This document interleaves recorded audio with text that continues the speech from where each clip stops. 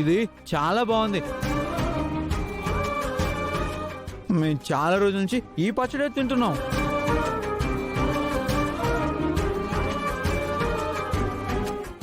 చాలా టేస్టీగా ఉంది. నువ్వు ఇక్కడ తింటావా?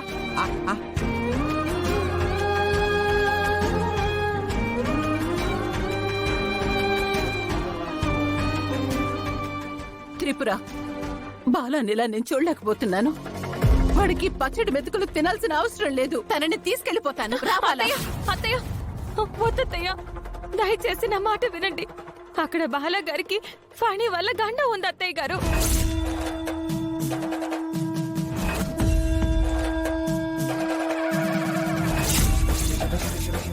ఆ విషయం నేను ఎవరికి చెప్పినా ఎవరు నమ్మడం లేదు. మీరందరూ నమ్మడం లేదని మీ అందరి నుంచి దూరంగా ఇక్కడికి తీసుకొచ్చాను.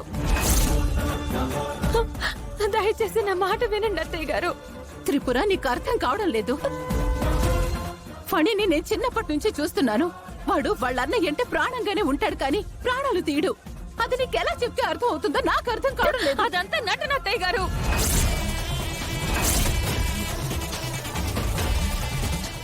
ఫణి మీ అందరి ముందు నటిస్తున్నాడు. ఆ ఫణి మేక వన్నె పులి లాంటి వాడు. ఎవరికి అనుమానం రాకుండా వెనకాల చేయాల్సినవన్నీ చేస్తున్నాడు. ఇవన్నీ నిరూపించడానికి నా దగ్గర సాక్ష్యాలు లేవత్తయ్య గారు. పోనీ నేను చెప్తున్నా మీరెవరూ నమ్మట్లేదు. దయచేసి నా మాట వినండి అత్తయ్య. లేదు త్రిపుర, నేను నీ మాటల్ని నమ్మలేను.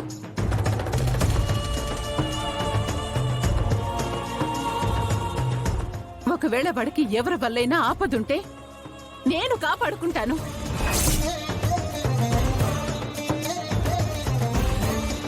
నా కొడుకునైతే ఇలాంటి పరిస్థితుల్లో అస్సలు చూడలేను.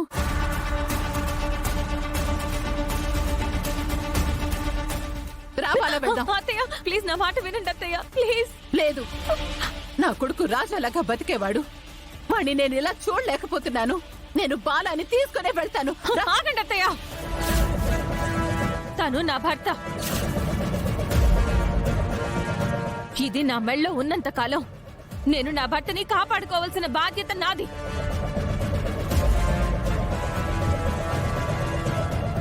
దయచేసి మీరు మధ్యలోకి రాకండి అత్తయ్య. నేను మళ్ళీ ఆయన్ని ఇంటికి తీసుకొచ్చి ఆయన ప్రాణాల్ని పణంగా పెట్టలేను. కనిపించట్లేదా? అమ్మేమైనా బయటికి వెళ్ళిందేమో. ఈ ఊళ్ళో ఎవరు పరిచయం ఉంటారండి అత్తయ్య గారు బయటికి వెళ్ళడానికి? అవును కదా, ఈ ఊళ్ళో మామకి ఎవరో తెలీదు. మరి ఎక్కడికి వెళ్ళినట్టు?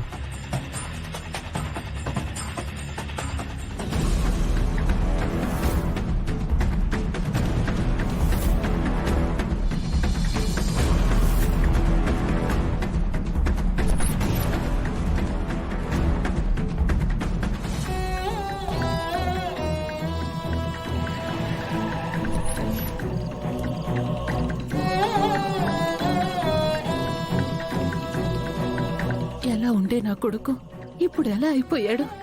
త్రిపుర ఎందుకు ఇలా చేస్తుందో అర్థం కావడం లేదు. త్రిపుర వల్ల నా కొడుకు కష్టపడుతున్నాడు. నా కొడుకు త్రిపురతో పాటు సమస్యల్లో ఇరుక్కున్నాడు. వీటన్నిటికీ నేను ఫుల్ స్టాప్ పెట్టాలి.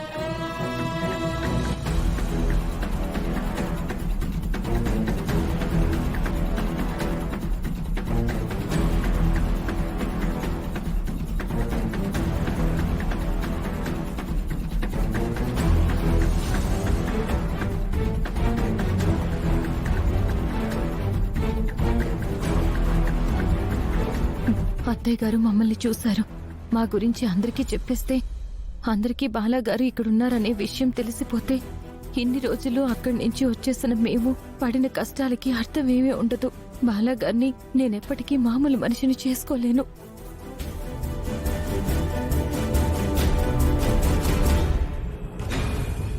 ఊర్వశి, ఏం ఆలోచిస్తున్నావు? ఏం లేదు ఫణి, ఇందాకటి నుంచి మీ పెద్దమ్మ ఇంట్లో కనిపించడం లేదు. మా పెద్దమ్మ కనిపించడం కనిపించకపోవడం అవన్నీ తర్వాత ఊర్వశి. ఇక్కడికి మనం ఏ ఉద్దేశంతో వచ్చాం, కానీ మనం అనుకున్నది నెరవేరిందా? గాయత్రి అదృష్టం బాగుంది. ఆ ఇంట్లో ఉన్నప్పుడు గాయత్రిని ఆ త్రిపుర ఎలా కాపాడుకునేదో అలా ఇక్కడ కూడా దాన్ని కాపాడారు. ఎవరు కాపాడారు, ఎలా కాపాడారు అదంతా కాదు. మన ప్లాను ఫెయిల్ అవడమే కాదు, మన ప్లాను రివర్స్ అయ్యి మనకే చుట్టుకుంది. అవును ఫణి, దీని గురించి మనం డీప్గా ఆలోచించాలి. మన ప్లాన్ ఫెయిల్ అవ్వడం వరకు ఓకే, కానీ రివర్స్ అవ్వడం అంటే మన గురించి తెలుసుకొని ఎవరో కావాలని ఇదంతా చేశారంటావా?